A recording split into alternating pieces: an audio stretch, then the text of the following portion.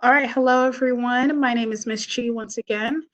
Welcome to class. A couple of announcements that I want to give. First of all, I do want to say um, I would really encourage us to really try to log in to classes more often. The login instructions are right here on the stream page, right here where it says Cisco WebEx meetings. And as I posted, class is going to be from 6:15 p.m. to 7 p.m. I understand that we're all adults and we have very busy schedules, but we really do need to try to plug into the classes so that if we have questions, this is a good platform to kind of discuss the text with each other. So we can talk about the text, we can ask questions with each other, and I can really guide you. I can offer one-on-one feedback and help on this platform. So let's really try our best to really get on this platform on time. I'm usually here. Right at that 6:15 mark, but I like to stay for a little bit before I start the recording. So please let's try and make sure that we are here as soon as we can. All right. So a couple of announcements first. I do want to mention, as you have probably received from Crystal House, the schools will be extended till May 1st. We're going to continue with this platform up until May 1st, and the school will be sending more information to you. Please make sure that you check out your emails. Also, too, if you know that getting internet access might be difficulty for you, please know that on April 2nd will be a pickup time for packets for the remainder of the time that we are closed. So if that's you, please make sure that you are notifying Bola, who has shared her information with you. Please make sure that you are notifying her so that we can plan for you. Okay. Also, do want to remind everyone of their assignments. First of all, great job to a lot of you. You guys are really turning in your assignments. I'm really happy with that. But please make sure that for those people who haven't turned it in, especially if you just accepted the invite, please make sure that you're still looking at these assignments. Okay. So all these three assignments are going to be due on Friday, which is tomorrow. We do not have class tomorrow, but these are going to be due on Friday tomorrow. So please try and get it done as soon as you can, if you haven't done so already. As always, you can access this video as well as other videos over in your readings and lesson videos portion. You will always find the article that you are going to be reading as well as the video that goes with it. Once you are done with these, so once you watch a video, you read your article, then you go down to your assignments. You guys have been doing a great job at getting this done. So great job to you guys. All right, let's go to our reading for today. So yesterday we're still on the topic of the Great Depression. Today is going to be the last day that we really talk about um, background knowledge about the Great Depression. Um, I believe at this time, we should have a good view of how life was like for these people before we start reading our books next week. So, for today's topic, it is World War I and the Great Depression. From yesterday's lesson, you know that I mentioned that Franklin D. Roosevelt, this person here, was the person who became president after Herbert Hoover. And Herbert Hoover, during his presidency, was the one in which the Great Depression started with. So, when they went for re-election, Franklin D. Roosevelt beat him. And when he became president, he did so many things to try to solve this problem of the Great Depression. So this is actually, it says excerpts from Franklin D. Roosevelt's first inaugural address. And this basically means his, first speech that he gave as president. Usually, whenever someone becomes president of the United States, they usually give some sort of first speech during their inauguration. So during the time they are sworn in as president. And this is just, a couple of points. This article really really looks at that speech, in this article, it's just a couple of things that he said from his first actual speech. If you can see the picture right here, so this is a picture of him being sworn in as President of the United States. Saturday, March 4th, 1933. I am certain that my fellow Americans expect that on my induction into the presidency, I will address them with a candor and a decision which the present situation of our nation impels. This is preeminently the time to speak the truth, the whole truth, frankly and boldly. Nor need we shrink from honestly facing conditions in our country today. So he's really emphasizing that, you know what, I'm sure a lot of people um, really, a lot of people really expect that he tells the truth about what's going on with the country, right? That was a very bad time for the country. And he's saying, hey, we don't have time to be telling lies. We need to actually talk about these problems as what it is, okay? This great nation will endure as it has endured, will receive and will revive and prosper. So, first of all, let me assert my firm belief that the only thing we have to fear is fear itself. Nameless, unreasoning, unjustified terror, which paralyzes needed efforts to convert retreat into advance. In every dark hour of our national life, a leadership of frankness and vigor has met with that understanding and support of the people themselves, which is essential to victory. I am convinced that you will again give that support to leadership in these critical days. So basically, really talking about the fact that we really need to kind of band together instead of really fearing situations that are happening in our country in that moment. We really need strong leadership and we need people to kind of just come together to face this, right? Um, in fact, this is something that we can even use today in what's going on with the pandemic, with us and the virus. We really need to come together as a nation to really, do our part to solve these problems. Okay. In such a spirit on my part and on yours, we face our common difficulties. They concern, thank God, only material things. Values have shrunk into fantastic levels. Taxes have risen. Our ability to pay has fallen. Government of all kinds is faced by serious curtailment of income. The means of exchange are frozen.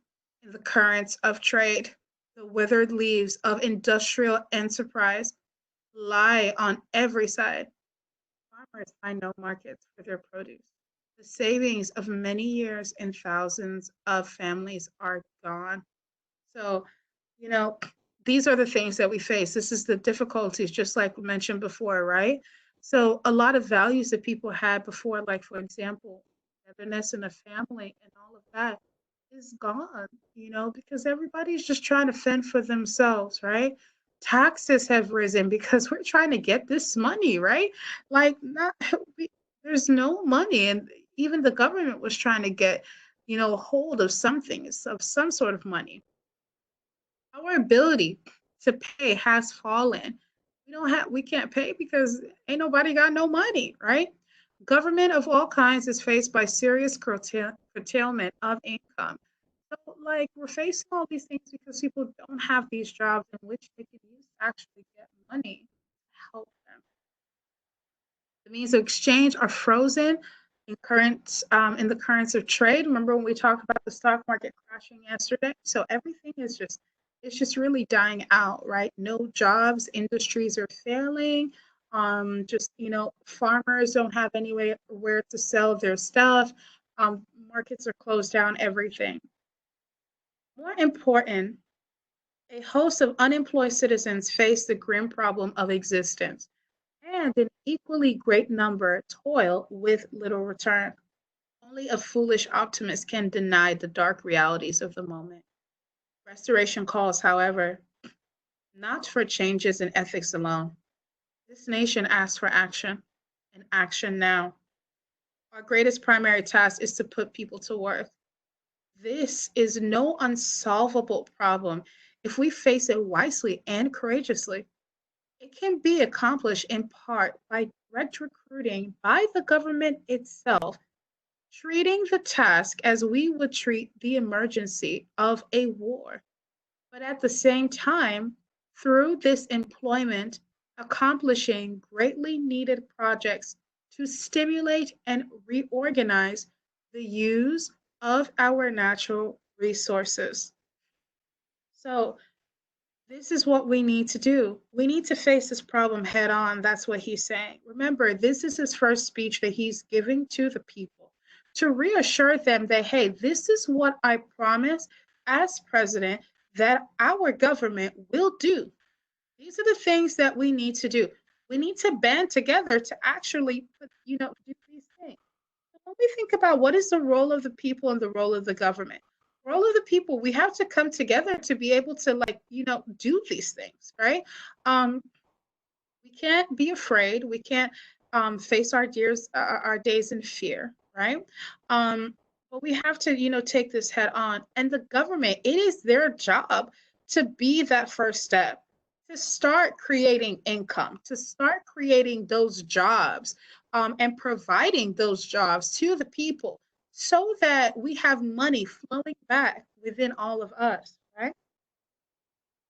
Some of the common difficulties we already mentioned were kind of in the top, right? We're facing these really, really bad times. Everything is just basically failing. And you know what he's saying as a country we need to do? Let's band together. Let's take action. Let's take it now.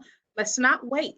Okay, this is not a moment of like, oh, let's sit down and think about it. No, let's not wait. Let's do it right now. That's what he says it right here.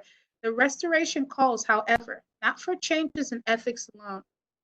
We have to change our mindset, yes, but that's not the only thing we have to change.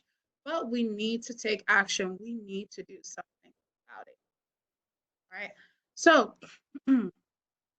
our new vocabulary with this are two words. We have prosper and we have stimulate. So, prosper. Of course, we've heard this word so many times, right? To prosper is to succeed or have good luck. So to do well, to thrive, right? Um, just like the Spanish word for prosper is prospera. I hope I said it right. But some examples of this word is this great nation will endure as it has endured, will revive and prosper. So we will start doing well. When you're prospering, you're doing well. Okay. And you can prosper in so many things in life, right? Stimulate. So, what does it mean to stimulate? It means to incite or rouse to activity, action, or increase action, to animate, basically. So, to begin that sort of, activity, right? So, something that makes you start to act, something that makes you, start to behave or take part in some sort of activity. That is to stimulate, to get to that point in which you're doing something. Okay? So, for example, the speech stimulated the crowd. So, what that person was saying really got the crowd hyped. Like when you go to concerts and you listen to all of these musicians, right? The crowd is stimulated. Why are they stimulated? Why do you see them jumping, having a good time? Because that artist, person that's performing, is stimulating the crowd, right? It's causing them to kind of act and to enjoy what is happening. And if we look at some of these question sets, right, these are very, very self-explanatory. Some of the assignments that you guys have for this text. So one thing I kind of want to talk about a little bit.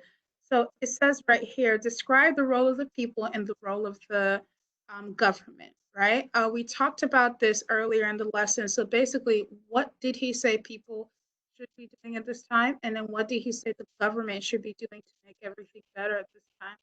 And then the common difficulties. He talks about a lot of bad things that Americans are facing during that time, right? What are two of them? And then it says, what can be inferred about the situation in the country from Roosevelt's speech? Explain using at least one specific detail from text, meaning what can you say was the situation in the country? From what you heard from the reading and from what you read, what can you say?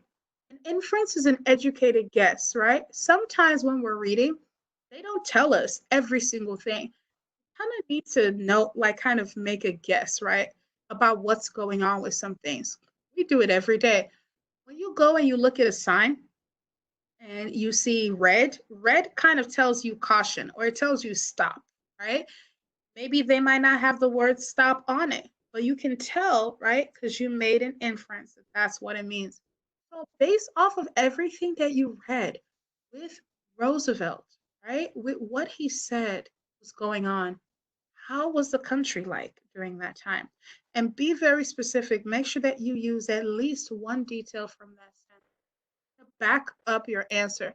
It is always important every single time you're answering a question to give evidence. Why is this? You cannot make a claim. You can't say something without backing it up. You can't go into a courtroom and say that that person is guilty without having the evidence to prove that that person is guilty. So when you answer these questions, make sure that you have evidence that backs it up, right? So once again, to access these assignments, right, we're going to go ahead and go to our class page. 1 second, it's right here. We're going to go to our class page, and we're going to scroll down to assignments. You will see day 3 assignment. And once you see, that's going to look something like this. I decided to wait till the end to kind of post these assignments so we can, so you can kind of see it a little bit first. We can talk about it first. So over here, remember, just like the last time, you have 2 kinds of assignments. You have your reading questions, and then you're going to have your vocabulary questions, okay? Please make sure that you do both, all right? So at this time, we're gonna go ahead and end it. Please make sure you're doing these assignments and you're turning them in. All assignments are gonna be due on Friday. Once again, Friday. Feel free to reach out to us if you have any sort of questions. It's always there in the instructions. Whenever you're confused, just let us know. Hope to see everyone in class next week. Remember, we do not have class on Friday. And I believe I said also on Monday too as well, you have an online assignment in which you will need to do. Okay. All right, have a wonderful day. Bye-bye, everyone.